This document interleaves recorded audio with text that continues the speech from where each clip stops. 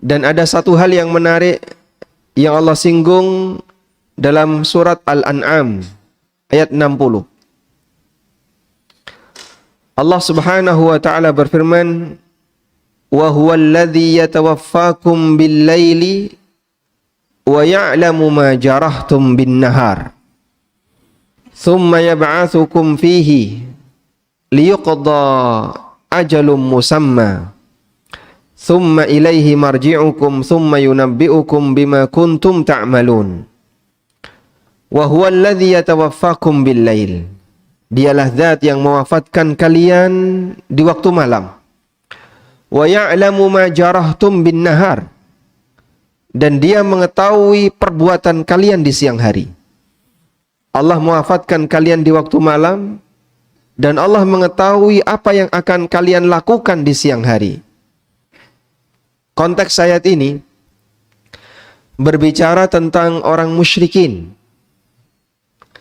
Allah Subhanahu wa ta'ala mewafatkan orang musyrikin itu ketika mereka tidur. Dan Allah bangunkan kembali, Allah kembalikan roh mereka di waktu pagi. Padahal Allah tahu ketika di waktu pagi mereka nanti akan berbuat syirik. Allah tahu di waktu pagi mereka akan bermaksiat kepada Allah. Dan Allah tahu ketika di waktu pagi mereka akan durhaka kepada Allah. Hal yang sama juga terjadi pada diri kita. Di waktu malam kita tidur, nyawa kita dipegang oleh Allah Ta'ala. Lalu Allah kembalikan nyawa itu kepada jasad kita dan kita bangun di waktu pagi. Padahal Allah tahu kalau kita di waktu siang hari pasti akan berbuat maksiat. Kalau bukan karena kasih sayang Allah dan rahmat Allah kepada hambanya, ini adalah arwah-arwah yang nanti akan berbuat maksiat di waktu pagi.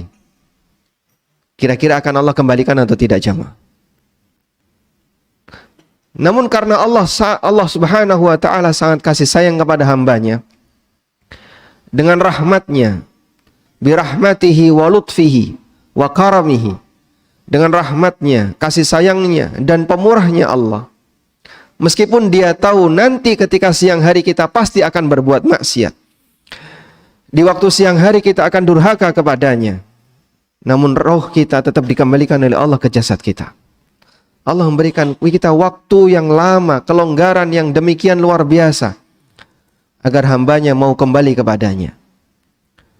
Padahal Allah tahu, wa ya'lamu ma jarahtum bin nahar, thumma yab'atsukum fihi. Kemudian Allah bangunkan kalian di waktu siang hari itu, liyuqda ajalum musamma, untuk menempuh ajal sampai pada batas tertentu.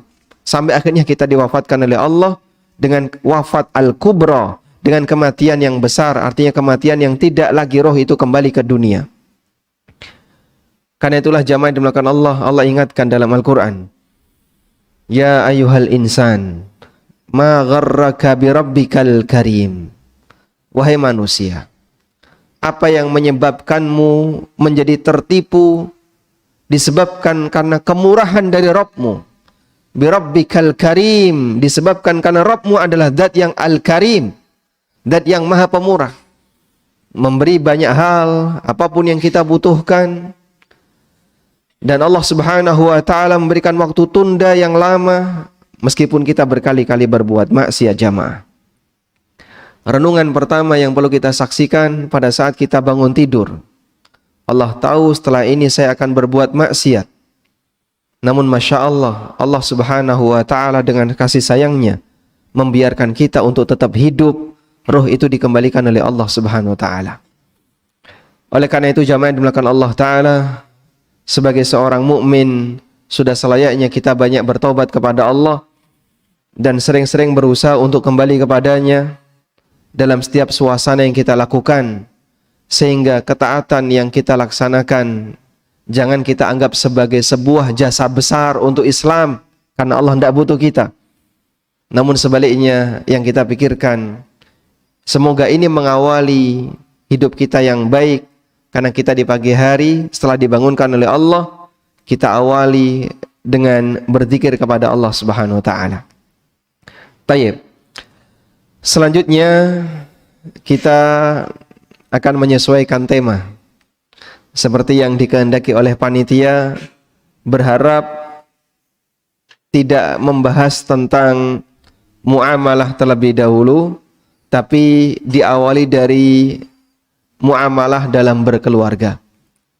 Kita akan berbicara tentang manajemen keuangan dalam keluarga. Jamaah yang dimuliakan Allah Subhanahu wa taala.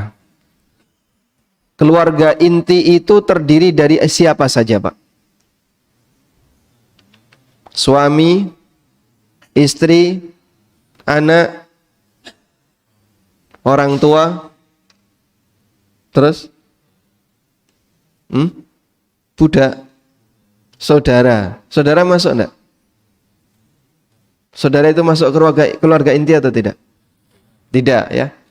Sehingga ada 4 status posisi di keluarga yang merupakan anggota keluarga inti. Suami, istri, anak, dan orang tua. Baik. Dalam lingkaran keluarga inti ini, Allah Subhanahu wa taala mewajibkan adanya interaksi perpindahan harta dari satu anggota keluarga ke anggota keluarga yang lain. Adanya interaksi perpindahan harta dari satu anggota keluarga ke anggota keluarga yang lain. Bagaimana bentuk interaksi perpindahan harta itu? Allah Subhanahu wa taala menjelaskan berkaitan dengan masalah nafkah. Allah juga jelaskan berkaitan dengan masalah hibah. Allah juga jelaskan berkaitan dengan masalah hadiah. Juga dijelaskan berkaitan dengan masalah warisan. Dan insya Allah bagian itulah yang akan kita bahas. Baik. Bapak Ibu yang dimuliakan Allah Subhanahu wa taala. Dari 4 anggota keluarga inti terjadi interaksi. Yang pertama, kita awali yang pertama, dari suami ke istri. Perpindahan harta dari suami ke istri ada 3 macam. Yang pertama adalah nafkah. Yang pertama adalah nafkah.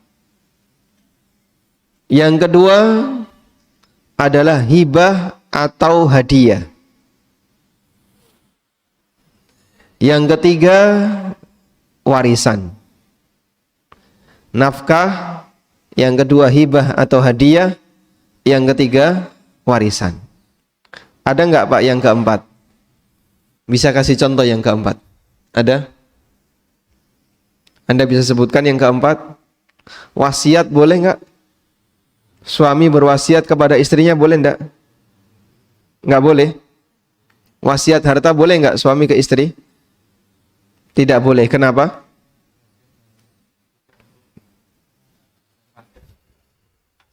Karena istri termasuk ahli waris dan wasiat tidak boleh diberikan kepada ahli waris. Sehingga kenapa tidak disebutkan wasiat? Karena wasiat tidak boleh diberikan kepada ahli waris. Ala wasiyata liwarithin. Nabi SAW mengatakan, ala la wasiyata liwarith. Ketahuilah tidak ada wasiat untuk ahli waris. Karena masing-masing ahli waris telah diberi jatah oleh Allah Subhanahu wa taala sesuai dengan apa yang Allah tetapkan dalam jatah warisan. Baik. Selanjutnya, perpindahan harta dari istri ke suami. Perpindahan harta dari istri ke suami hanya ada 2 jenis. Yang pertama hibah atau hadiah. Yang kedua warisan. Tidak ada nafkah. Karena tidak ada istilah istri memberikan nafkah kepada suami. Statusnya kalau istri memberikan sesuatu kepada suaminya tidak disebut sebagai nafkah, tapi disebut sebagai hadiah atau disebut sebagai hibah. Selanjutnya, dari orang tua ke anak. Dari orang tua ke anak, di situ ada 3. Nafkah, hibah atau hadiah, dan warisan. Sama seperti dari suami ke istri. Kemudian kita balik dari anak ke orang tua. Dari anak ke orang tua sama sebagaimana dari orang tua ke anak. Ada nafkah, ada hibah atau hadiah, dan ada warisan. Insya Allah mudah dihafalkan jamaah? Alhamdulillah. Baik, setelah kita paham rincian ini, berikutnya kita akan membedakan masing-masing. Lalu apa perbedaan antara nafkah dengan hibah atau hadiah? Dan perbedaan antara hibah atau hadiah dengan warisan. Perbedaan nafkah dengan warisan, perbedaan hibah atau hadiah dengan warisan. Tayyib. Nafkah secara makna bahasa artinya adalah al-ikhraj, mengeluarkan. Al-infaq bima'na al-ikhraj. Infak artinya mengeluarkan. Karena itu istilah nafkah bisa bermakna positif dan bisa bermakna negatif. Bisa sebutkan contoh nafkah yang konotasinya negatif. Bisa sebutkan contoh nafkah yang konotasinya negatif, Pak. Allah Subhanahu wa taala berfirman menceritakan tentang orang-orang kafir di surat Al-Anfal ayat 36. Innal ladzina kafaru yunfiquna amwalahum liyasuddu an sabilillah. Sesungguhnya orang kafir mereka menafkahkan hartanya untuk menghalangi manusia dari jalan Allah. Sehingga orang kafir berjuang untuk menghalangi agar kaum muslimin tidak beribadah. Keluar modal enggak? Keluar modal. Maka mereka beli ini, beli ini, beli ini. Tujuannya dalam rangka menghalangi manusia dari jalan Allah. Itu disebut oleh Allah, yunfiquna amwalahum liyasuddu an sabilillah. Mereka menafkahkan hartanya untuk menghalangi masyarakat dari jalan Allah. Makanya kita bersyukur kepada Allah ketika Allah jadikan kita orang yang diberi hidayah, duitnya metu, tujuannya untuk menempuh pahala. Harta yang keluar tujuannya dalam rangka untuk bisa mendapatkan pahala.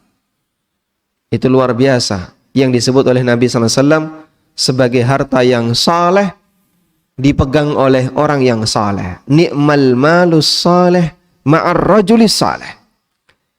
Sebaik-baik harta adalah harta yang saleh dipegang oleh orang yang saleh. Sehingga hartanya saleh, artinya dimanfaatkan untuk apa, Pak? Kebaikan. Dan orangnya orang saleh, sehingga ketika dia memiliki harta digunakan untuk kebaikan. Bukan dipakai untuk hal yang kemubadziran. Di sini ada karakter mubadzir apa tadi? Ganteng, sugih, ranti bojo. Hah? Oh, bojone siji. Lebih mubadzir mana antara bojo siji dengan ranti bojo, Pak? Baik. Jangan diteruskan ya, balik lagi ke sini. Nah. Tayyib.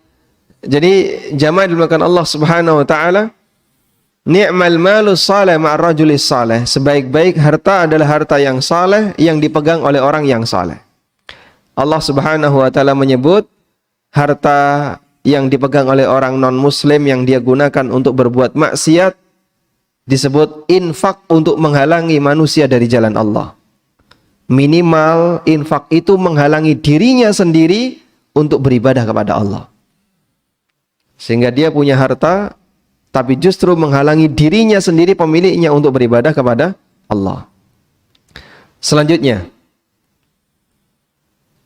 infak atau nafkah itu hukumnya wajib bagi orang yang tadi kita sebutkan.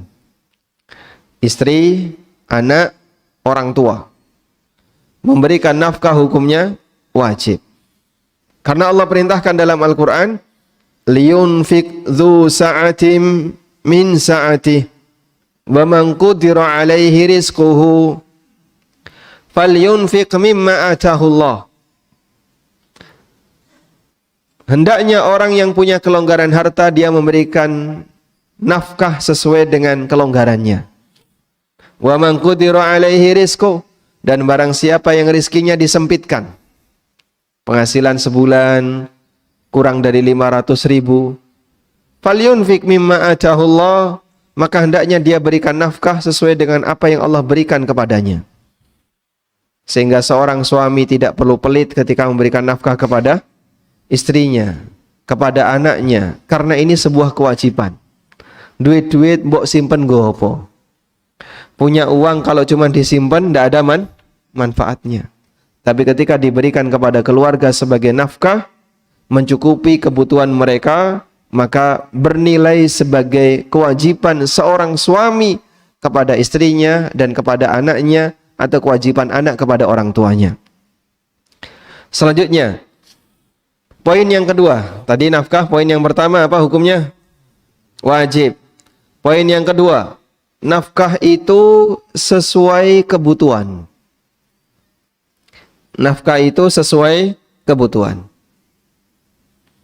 Sehingga di luar kebutuhan itu bukan nafkah. Kebutuhan apa yang dimaksud? Kebutuhan yang dimaksud adalah kebutuhan pokok di mana agar orang itu bisa hidup normal. Dan itu meliputi 3 kebutuhan primer yang kita kenal: sandang, pangan, papan.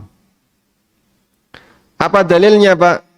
Dalilnya berkaitan dengan sandang dan pangan. Allah berfirman di surat Al-Baqarah ayat 233.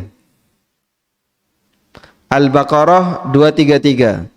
Wa 'alal mauludi lahu rizquhunna wa kiswatuhunna bil ma'ruf. Wa 'alal mauludi lahu, bagi orang yang punya anak. Maksudnya siapa? Si lelaki, si suami. Wa 'alal mauludi lahu rizquhunna wa kiswatuhunna bil ma'ruf. Bagi orang yang punya anak, dia wajib memberikan rizki dan pakaian. Yang dimaksud rizki di sini adalah makanan. Karena Allah sebut makanan itu sebagai rizki.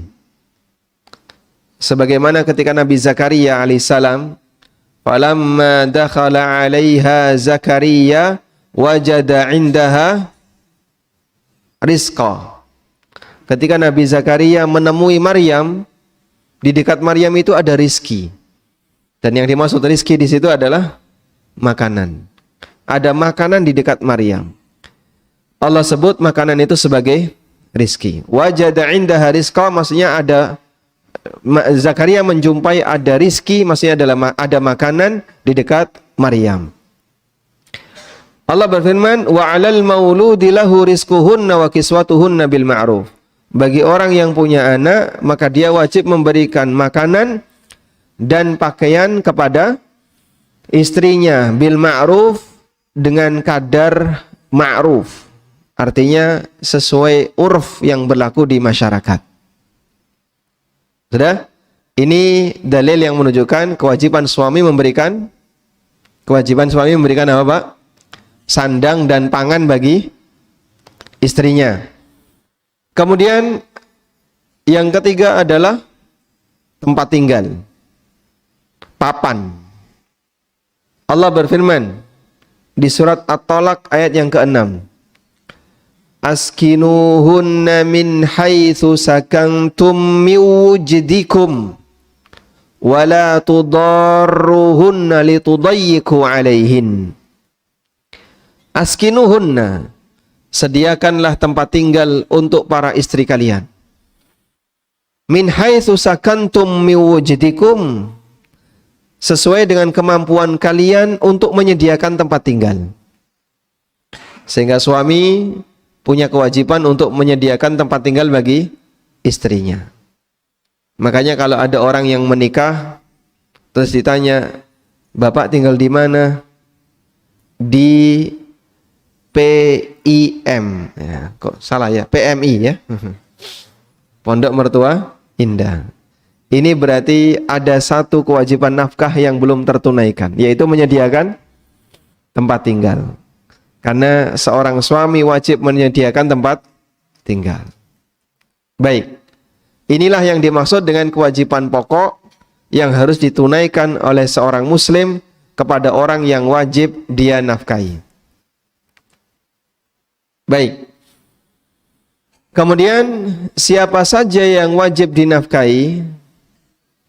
Para ulama menjelaskan yang wajib dinafkahi itu ada 3 sebab. Orang yang wajib kita nafkahi atau makhluk yang wajib kita nafkahi itu ada 3 sebab. Yang pertama, sebab pernikahan. Contohnya istri.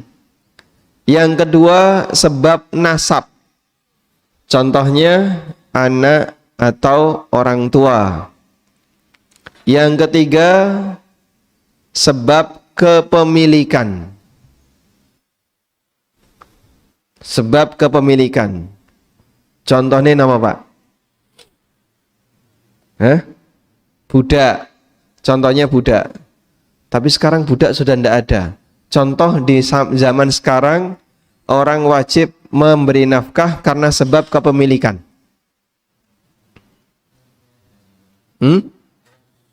Hewan piaraan.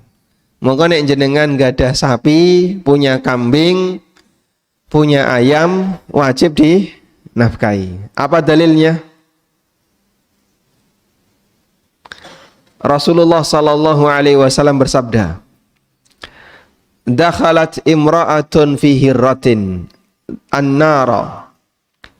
Dakhalat imra'atun an-nara fi hirratin. Ada seorang wanita yang nyemplung neraka gara-gara kucing. Amsakatha wala tut'imha wala tarakaha. Wanita ini mengurung kucing itu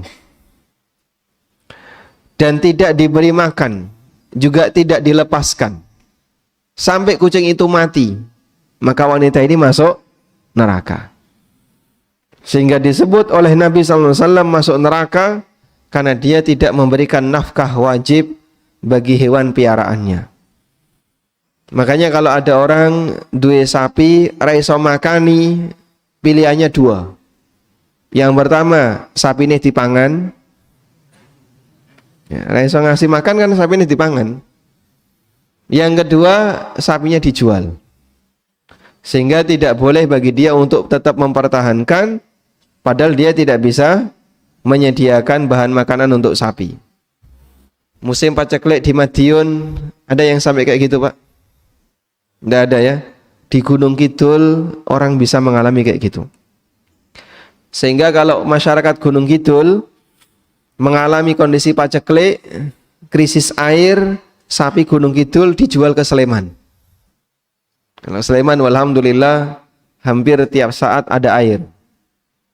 Sehingga yang di sana sudah nggak ada rumput, wes reso ngekei pangan.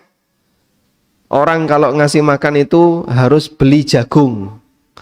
Jagung, wit jagung itu sebelum masa panen ditebangi, itu yang dijual. Bukan untuk dimakan orangnya, dipakai untuk makan sapinya. Baik, kalau sudah nggak punya kemampuan, maka sapinya wajib dijual. Tidak boleh mempertahankan, sebab ini akan menyiksa binatang. Saya mau bertanya, pembantu itu wajib dinafkahi atau tidak? Pembantu itu wajib dinafkahi atau tidak? Wajib atau tidak? Wajib. Tidak. Wajib digaji. Pembantu wajib dinafkahi atau tidak?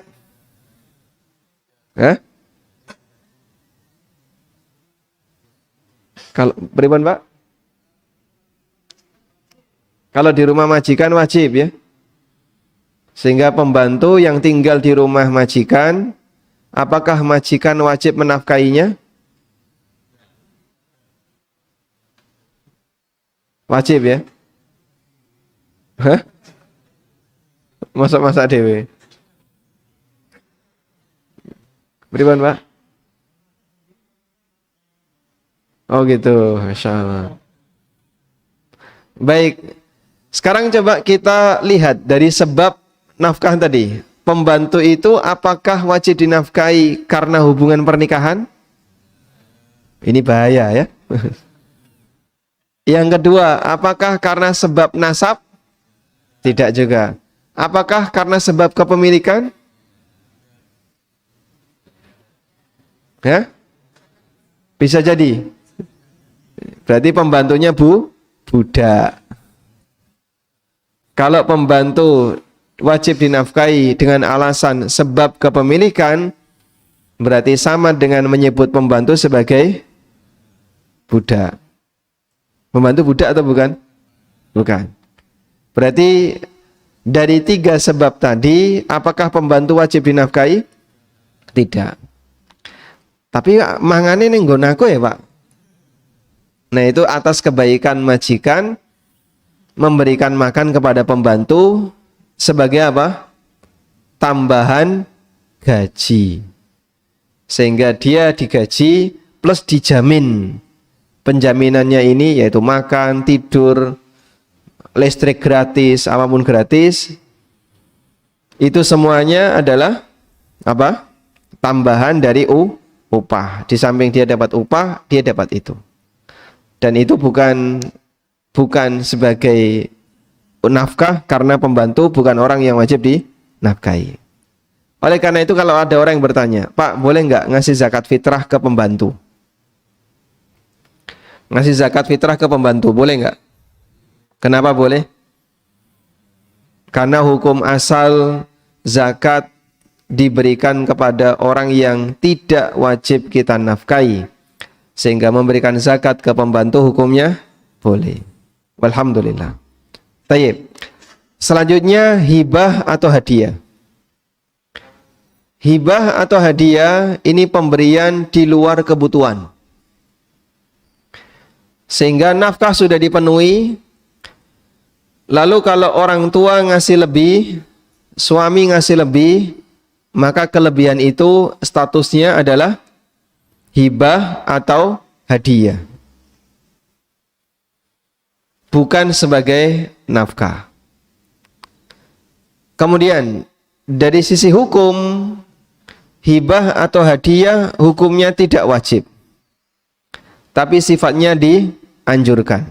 Nabi SAW bersabda, tahadau tahabbu, lakukanlah saling memberi hadiah agar kalian bisa saling mencintai. Maka memberikan hibah, memberikan hadiah, sifatnya anjuran dalam rangka membangun keakraban. Sekarang, apa beda antara hibah dan hadiah? Apa beda antara hibah dan hadiah?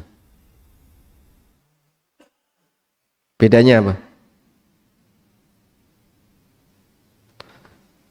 Bedanya, kalau hibah, dia diberikan bisa jadi tanpa sebab. Diberikan tanpa sebab. Ini tak kei, nah itu hibah. Loh kenapa kok bapak ngasih saya? Wes pokoknya tak kei. Ini sifatnya apa? Hibah. Tapi kalau hadiah, ada sebab. Sebabnya apa, Pak? Ada prestasi tertentu, atau sebagai bentuk penghargaan tertentu. Misalnya, anakku sing nikah tak kei sapi siji. Maka sapi pemberian orang tua kepada anak yang menikah ini statusnya apa? Hadiah. Sehingga yang TK nanti kalau nikah harus dikasih hadiah yang sama. Nah, kemudian aturannya untuk hibah atau hadiah ini harus seragam. Sehingga anak satu dikasih, anak yang lain wajib dikasih. Istri pertama dikasih, maka mong siji ya rano liyane ya. Maka hanya itu yang dikasih ya. Tidak ada saingannya. Baik. Karena hibah itu disyaratkan harus pemerataan. Tapi kalau hadiah, tapi kalau nafkah disesuaikan dengan kebutuhan.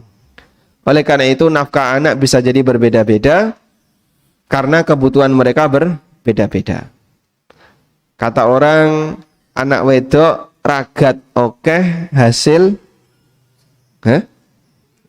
nek duwe anak wedok pripun, Pak? Anak wedok sama anak lanang ragate banyak mana, Pak?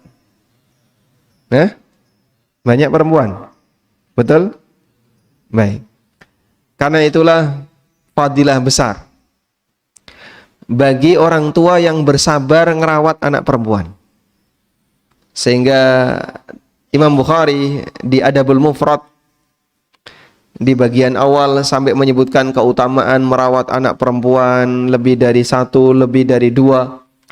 Karena orang tua begitu sabarnya, meskipun dalam bayangan dia iki kok nek rabi dijuguk bojone. Dia nggak punya harapan sama sekali, tapi dia banyak memberi. Meskipun ragatnya lebih besar. Baik. Kemudian yang berikutnya adalah warisan. Untuk warisan ini sifatnya murni Allah yang ngurus, Allah yang ngatur. Murni Allah yang ngatur. Sehingga masalah nilai Allah yang ngatur, ukurannya Allah juga yang ngatur. Dan hukumnya bersifat ijbari. Ijbari itu apa, Pak? Otomatis. Otomatis itu artinya tidak perlu ada akad dan tidak perlu ada pernyataan. Sehingga kalau seperti ini, ana wong tua, ada orang tua yang marah sama anaknya. Saking jengkelnya sama anaknya, maka dia bilang ke anaknya, kowe saiki dudu anakku. Lunga saka kene, engko nek aku mati, awakmu ora entuk warisan. Pergi dari sini. Dadi yo godhong ra tak sowek, dadi yo banyu ra tak cawuk. Wah. Sudah? Lalu orang tua ini mati. Apakah anak ini tetap dapat warisan? Dapat atau tidak? Padahal statusnya sudah dibatalkan oleh orang tuanya. Bisa nggak orang tua membatalkan status anaknya? Kenapa nggak bisa? Karena yang namanya nasab itu nggak bisa hilang, meskipun beda agama. Karena itu para sahabat, meskipun orang tuanya beda agama dengan dia tetap dinasabkan kepada orang tuanya. Anas bin Malik. Malik orang tuanya Anas, hukum agamanya apa? Dia mati kafir. Abdullah bin Mas'ud. Abdullah sahabat radhiyallahu anhu, Mas'ud mati kafir. Dan masih banyak sahabat yang lainnya. Ikrimah bin siapa? Abu Jahal. Ikrimah sahabat Abu Jahal mati kafir. Khalid bin Walid bin Mughirah. Al-Walid bin Mughirah tokoh tertinggi di kalangan orang musyrikin yang ditunggu komentarnya untuk menyudutkan Al-Quran, yang disebutkan oleh Allah di surat Al-Muddathir, "Dzarni wa man khalaqtu wahida wa ja'altu lahu malam mamduda wa mahattu lahu tamhida thumma yatma'u an azid kalla sa'urhikuhu sa'uda innahu fakkara wa qaddar faqutila kaifa qaddar." Itu Al-Walid bin Mughirah, bapaknya Khalid bin Walid. Orang yang disebutkan di situ yang dikasih ancaman oleh Allah Ta'ala itu Al-Walid bin Mughirah. Bapaknya siapa? Khalid ibn Walid. Sehingga tetap dinasabkan kepada bapaknya meskipun beda agama. Maka tidak ada istilah mantan anak, mantan orang tua, yang ada mantan istri, mantan suami, itu ada. Karena itu yang namanya warisan tidak bisa dibatalkan. Sebab Allah Subhanahu wa taala yang menetapkan. Itulah yang disebut dengan ijbari. Warisan itu bersifat ijbari, artinya bersifat otomatis. Menungso meneng mawon tetap nanti kalau mati anaknya dapat warisan. Meskipun orang tuh diam saja. Tapi bapak itu tidak pernah ngomong tuh kalau nanti akan mewariskan hartanya. Ini secara akad gimana Ustadz? Kan bapak nggak pernah akad.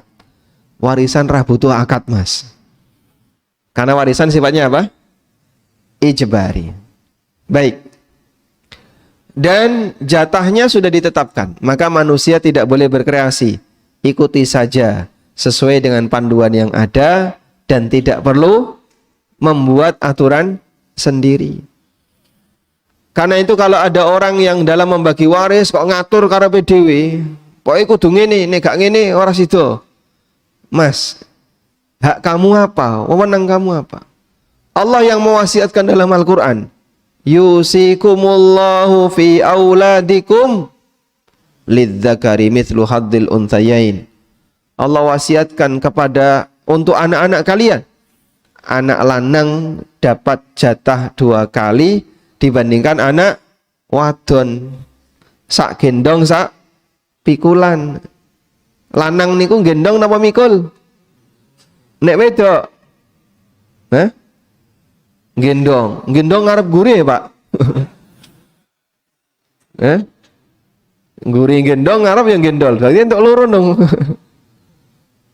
Sing jengene gendong niku guri, entuk siji. Sedangkan laki-laki mikul. Nah, mikul itu biar seimbang, maka dapat 2. Tapi kemarin orang tua saya berwasiat. Apa isi wasiatnya? Beliau berwasiat agar warisannya dibagi rata anak laki dan perempuan. Berarti di sini ada 2 wasiat yang berbenturan. Yang pertama wasiat orang tua, yang kedua wasiat Allah. Karena bunyi ayatnya di surat An-Nisa, yusikumullahu fi auladikum lidzakari mithlu hadzil unthayain. Allah berwasiat untuk anak-anak kalian, anak lanang dapat 2 dibandingkan anak perempuan. Nah sekarang nih jenengan dikasih wasiat Allah dengan dikasih wasiat wong tua. Sampean pilih sing pundi, monggo dipikir. Nggih. Monggo dipenggali. Makanya kalau orang tua berwasiat seperti itu, bahaya. Kamu ini menentang wasiat Allah. Karena Allah sudah berwasiat, maka orang tua jangan berwasiat. Sehingga kadang mohon maaf, penyebab ahli waris itu berantem, padu, royoan, warisan, anak cakar-cakaran royoan warisan, gara-gara nih wong tuane. Pak, sampein kalau wis mati, nek wis mati, sudah, dunyane ditinggal. Itu urusan Allah yang ngatur. Orang tua nggak usah ikut ngatur. Anak-anak nanti diberikan sesuai dengan aturan yang disebutkan dalam Al-Quran.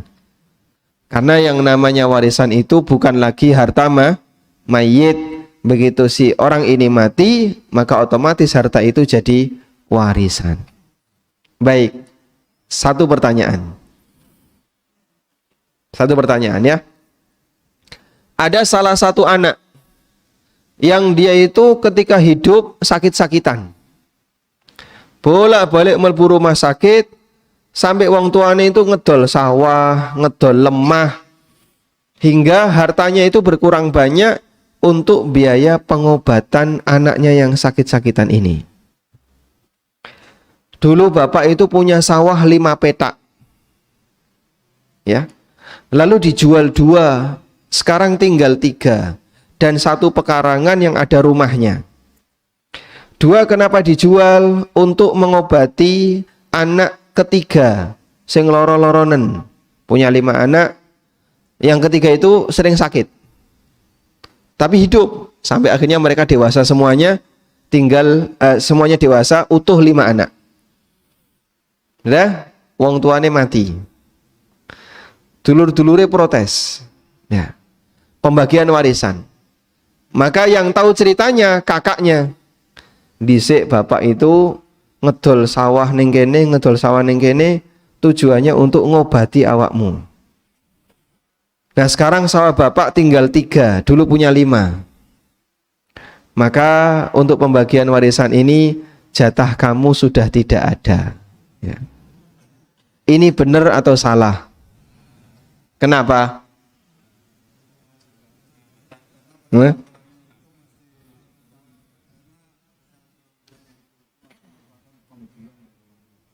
Karena ketika orang tua hidup masih pemberian orang tua. Ada jawaban yang lain? Karena perawatan ketika sakit termasuk nafkah. Ada jawaban yang lain? Baik. Seperti ini salah ya. Kenapa? Karena nafkah itu tidak bisa mengoreksi warisan. Nafkah tidak bisa mengoreksi warisan. Dan yang namanya biaya pengobatan untuk anak itu bagian dari nafkah. Sehingga anak ketiga ini boleh protes. Lho sing jenenge wong loro niku kan gak ora disengaja. Loh saya itu kan gak pernah pingin sakit. Namanya orang sakit gimana lagi? Coba nih awakmu sing loro. Nanti kue sing ngentekno donya. Makanya seperti ini tidak bisa dijadikan sebagai pengurang warisan. Yang kedua, waktu orang tua masih hidup, belum ada warisan. Karena orangnya masih hidup. Dan orang kalau masih hidup kan tidak ada warisan. Boleh nggak Pak membagi waris sebelum mati? Wong durung mati kok bagi waris? Karena yang namanya harta waris itu jika pemiliknya sudah mati. Ya, kalau mau membagi waris ya tunggu mati. Tapi ramati-mati ya Pak.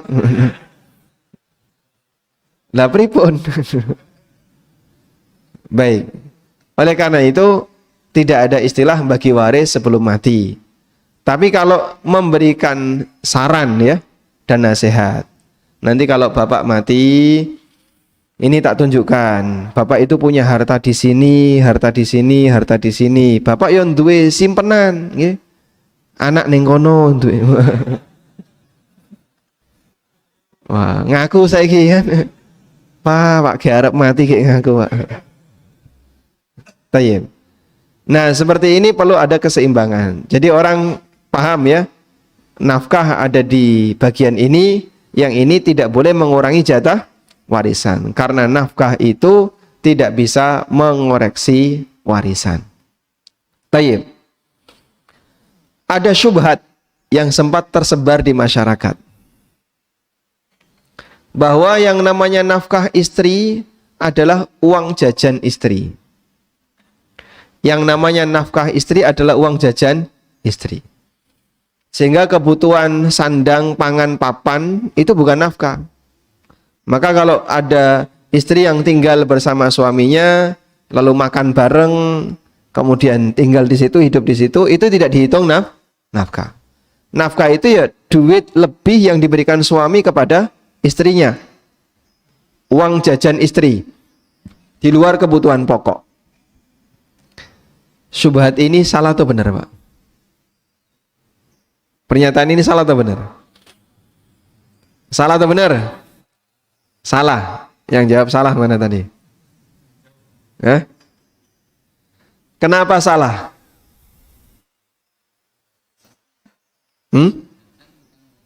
Jajan bukan pokok. Baik. Coba Anda lihat definisi nafkah dalam firman Allah di Al-Baqarah 233 yang tadi kita baca. Allah Subhanahu wa taala mengatakan, "Wa 'alal mauludi lahu rizquhunna wa kiswatuhunna bil ma'ruf." Bagi suami, dia wajib memberikan nafkah kepada istrinya berupa makanan dan pakaian. Jadi jenis nafkah dalam Al-Quran itu Allah sebutkan. Nafkah itu apa? Ya sing pok pangan bareng bojomu, sing pakaian yang kamu pakai dari hasil pemberian melalui uang suamimu, itulah nafkah. Allah tidak katakan lebih dari itu nafkah, tidak. Sehingga tidak ada istilah uang jajan masuk nafkah. Mengko nek bojone sing lanang ya, misalnya per bulan ngasih nyoh iki 1,5 juta. Kemudian 1,5 juta itu biasanya di Madiun berapa sebulan? Setengahnya 750. Oke. Sampean kei 750. No, iki 750. Ya. Bener 750. Berarti lo yang murah Jogja nih kono, Pak. 500. Nggih, 500 itu nandur dhewe kabeh, Pak. Brambang bawang itu nandur dhewe kan. Itu ngekek duit 500 cukup itu. Baik. Kalau ada suami ngasih harta ke istrinya, ini ya, misalnya 2 juta atau 1 juta. Terus itu dipakai belonjo kan? Belonjo tiap hari sampai akhirnya habis di akhir bulan. Andekan masih ada sisa. Bulan ini suami ngasih 2 juta. Sisa 500. Sisa itu milik siapa? Milik istri atau milik suami? Dikasih 2 juta, lalu oleh istri di apa istilahnya? Dibelanjake, ngecakne ya. Ngecakne 2 juta ini selama 1 bulan. Ke blonjo, ya ke wirawiri, ke biaya ini, sisa 500. Sisa 500 ini milik siapa? Milik suami atau milik istri? Hah? Sebentar dulu. Ya. Hah? Begini dulu. Bapak diam dulu, biar ibu-ibu yang jawab.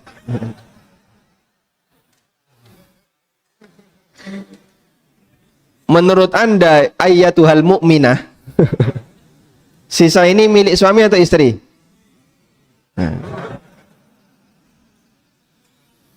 Rungokno Pak ya.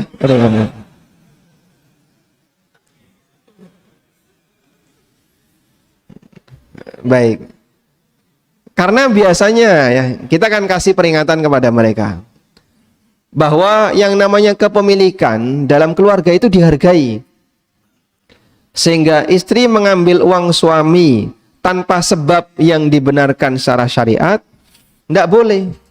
Sebagaimana suami ngambil harta istri tanpa sebab yang dibolehkan syariat juga nggak boleh kalau tanpa sebab. Sebabnya apa tadi Pak? Ya 3 tadi.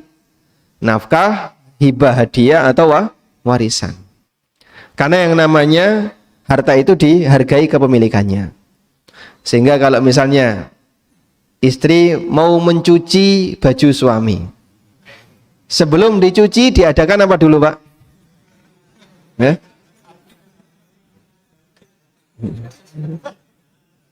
Ya, screening.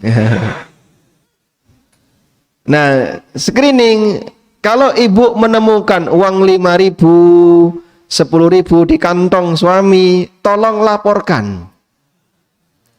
Sampaikan, saya menemukan ini tak balik no. Nek nemu 100 menang ya.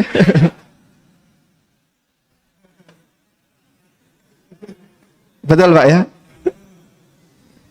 Nek nemu sing cilik lapor, nek sing gede pripun? Subhanallah. Baik. Karena pada asalnya sebab seperti ini statusnya duit siapa Pak Ustadz? Kalau suami menemukan uang di celana istri, yaitu hukum asalnya tetap uang suami. Berarti jenengan haruslah lapor. Alhamdulillah, insya Allah saya laporkan Ustadz. Nek cilik, nek gede biasanya langsung meneng-menengan ya. Wallahu alam. Baik. Karena itu pemahaman seperti tadi ya, bahwa uang jajan itulah nafkah. Ini sempat viral ya. Seperti ini sempat tersebar di masyarakat sehingga banyak orang punya pemahaman nafkah itu ya uang jajan. Ini pemahaman yang nggak benar. Yang benar nafkah itu adalah apa yang menjadi kebutuhan pokok sehingga istri bisa hidup normal bersama suaminya, itulah nafkah bagi istri. Lalu muncul pertanyaan, kalau saya belum bisa beli rumah, apakah berarti saya belum bisa menyediakan nafkah tempat tinggal bagi istri dan anak saya?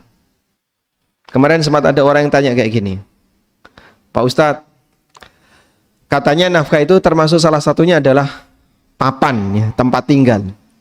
Saya nggak bisa membelikan rumah untuk anak-anak saya. Apakah berarti saya belum menunaikan kewajiban bagi mereka?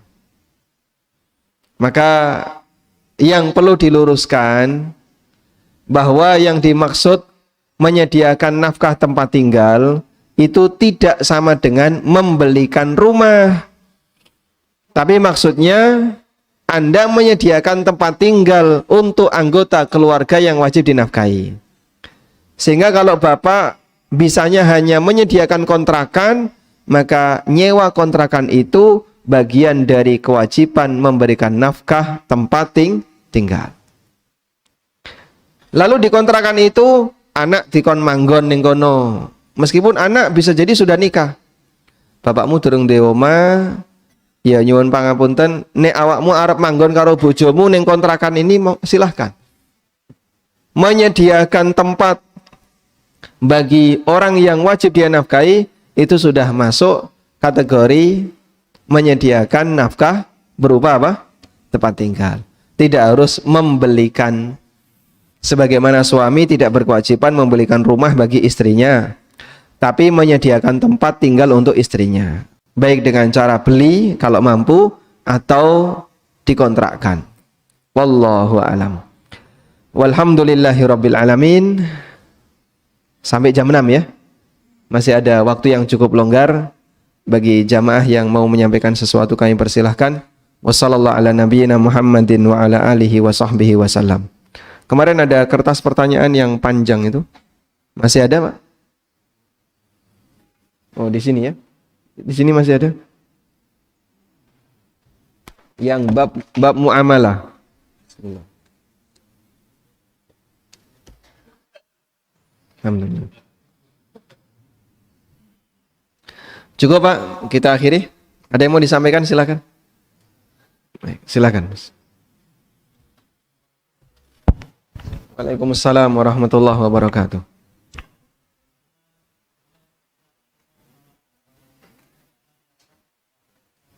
Coba diulang, Pak. Gimana?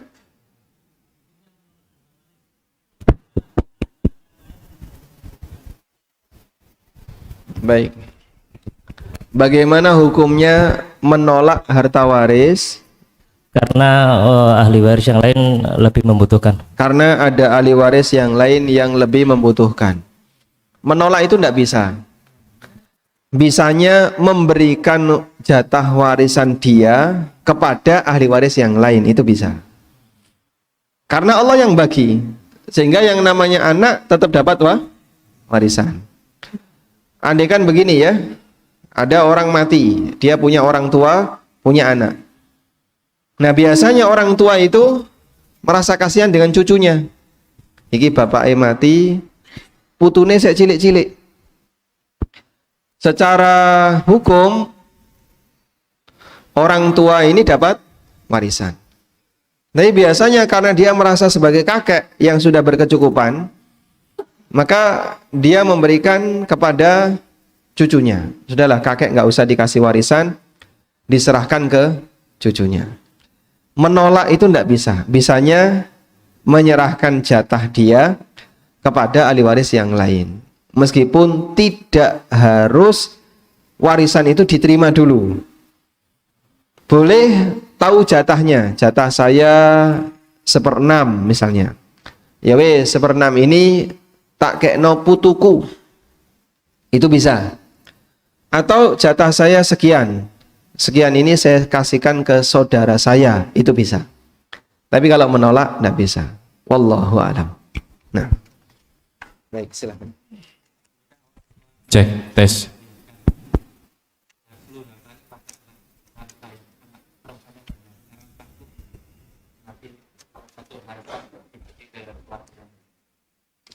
Baik.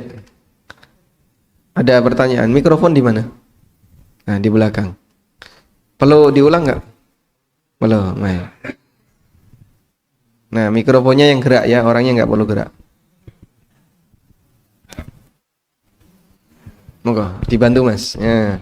Silakan diulang. Biar pemirsa, karena di sini kan ada peserta kajian yang kelihatan dan yang tidak kelihatan. Ya.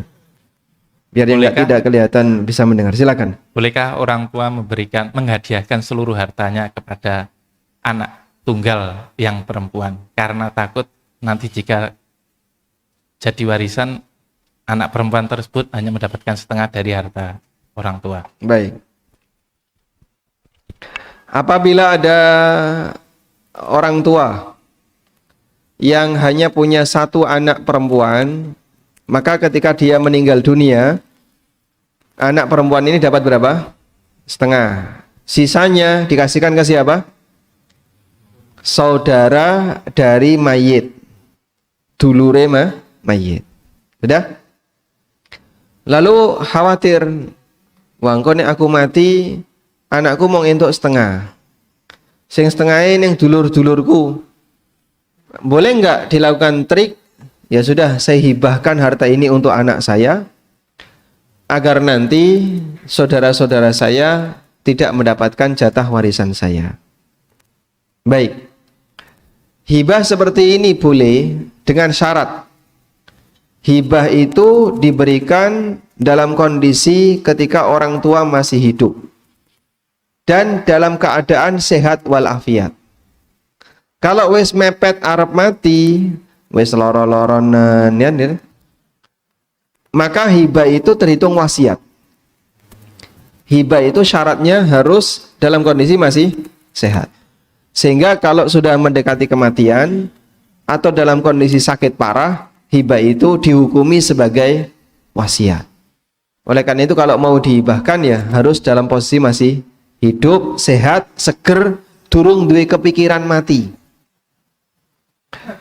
Terus syaratnya hibah itu pindah hak milik jika sudah diserahkan, sudah ada serah terima. Kalau baru sebatas ucapan lisan, iki sisuk kedua awakmu, iki sisuk wekmu, iki sisuk wekmu, tapi belum ada serah terima, sampai kemudian orang tua itu mati, maka hibah kemarin batal. Statusnya batal. Sebab yang namanya hibah harus diberikan dalam kondisi dan diserahkan dalam kondisi ketika orang tua masih hidup. Wallahu a'lam. Baik. Oleh karena itu statusnya jadi gini, Pak. Waktu orang tua ngasih hibah ke anak perempuan tadi, maka seluruh harta itu jadi milik anak. Orang tua nebeng anak. Meskipun asalnya dari milik orang tua. Asalnya dari milik orang tua. Tapi karena orang tua sudah menghibahkan semuanya ke anak, saiki dadi weke anak. Nah, orang tua kan sudah nggak punya harta. Nah, saat dia tinggal bersama anaknya, berarti dia nebeng anaknya. Wallahu a'lam. Ada pertanyaan dari YouTube, Ustaz. Bisa dari YouTube. Skincare itu apakah termasuk nafkah istri? Apakah skincare termasuk nafkah? Ulama memberikan rincian seperti ini. Jadi alat kecantikan itu ada dua. Yang pertama, alat kecantikan atau parfum yang fungsinya untuk menormalkan. Menormalkan itu bahasa kita, nek ra nganggo iku iya, pakai mbak, ora ayu gitu aja ya. Ora ketok asline gitu ya. Nek ora nganggo iku ora ketok wong wedok. Dadi apa ya Pak jane? Jadi kalau nggak pakai ini, status perempuannya diragukan. Itu bahasanya gimana itu? Anda bisa membahasakan sendiri. Maka kebutuhan ini nafkah wajib bagi suami.